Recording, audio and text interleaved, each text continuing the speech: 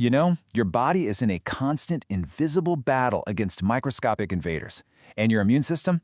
It's an absolutely incredible fighting force. But sometimes it needs a heads up for an enemy it's never seen before. So today, we're going to pull back the curtain and dive into the amazing science of how vaccines work as the ultimate training camp for your body's own tiny army. So, let's set the stage here. Your immune system is a pro at handling germs it already knows. But what happens when something brand new shows up? A biological supervillain that your body has zero information on? What do you do then? This is the exact problem that vaccines were brilliantly designed to solve. To really get the solution, you've got to meet the team first. Think of your immune system as this huge, microscopic army, and the soldiers are your white blood cells. And let me tell you, each one is a specialist with a very, very specific job to do. First up, you've got the macrophages. These are your frontline troopers, the first on the scene. Their job is to find and just swallow invading germs. But here's the crucial part. They leave behind little pieces of the invader, almost like little flags. We call those flags antigens, and they're the signal that gets the whole defense system moving. Okay, so once those flags are up, things get really cool. The B cells come in, and you can think of them as the Army's R&D department and weapons factory all rolled into one. They see those antigen flags, and they start designing and pumping out these highly specialized weapons called antibodies.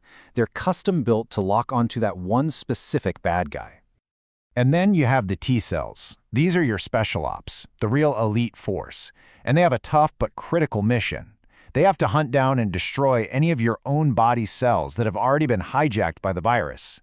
This stops the enemy from making copies of itself and spreading from the inside.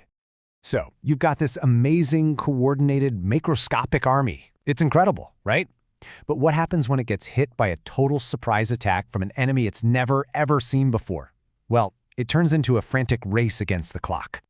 And here is the fundamental problem, the Achilles heel of the system. The very first time a new virus gets in, it can take your body days to figure out what it is and build the right custom weapons from scratch. And in those few days, the virus is just multiplying like crazy. And a lot of the time, the virus wins that race. And that's when you get sick. But this is where we got smart. This is where human ingenuity really shines. We figured out a way to give our army the enemy's blueprint before the real invasion even happens. And that is exactly what a vaccine is. It's not really medicine. It's more like a highly advanced training simulation. Probably the best way to think of it is like this. A vaccine is basically a most wanted poster for your immune system. It shows your internal army the bad guy's face, that antigen flag we talked about, without ever letting the actual criminal loose inside your body. It's a safe way for your army to study its enemy. Now, we've got a few different ways of running these training drills. Some vaccines use a dead or super weakened version of the virus. Others use just a tiny harmless piece of it.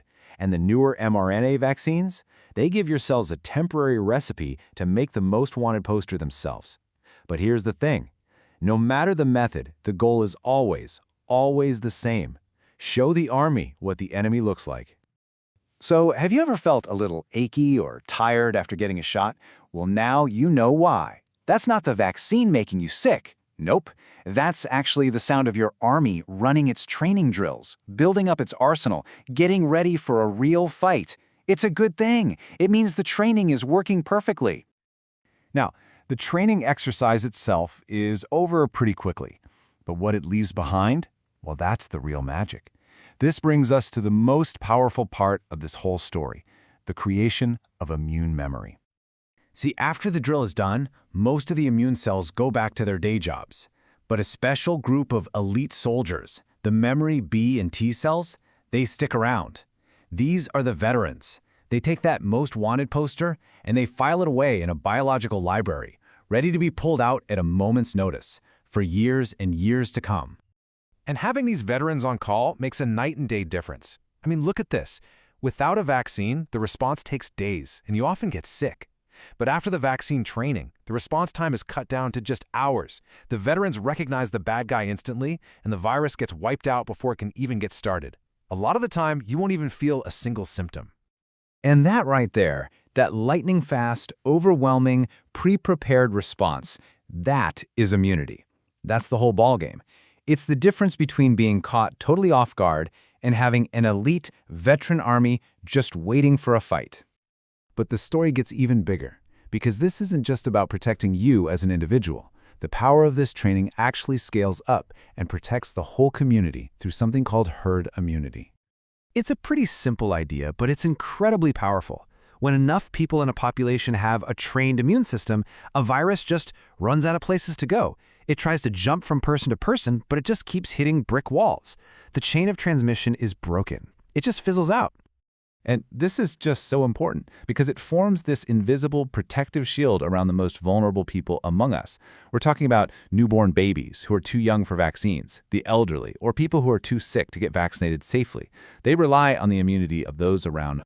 You know, when you step back and look at the big picture, the impact of this science is it's one of the single greatest public health achievements in all of history. Vaccines have taken diseases that used to be absolutely terrifying and turned them into distant memories for most of the world. Which kind of leaves us with this one final amazing thought. We've figured out how to create these incredible training camps to teach our bodies to fight off viruses. As we get smarter and our technology gets better, what's next?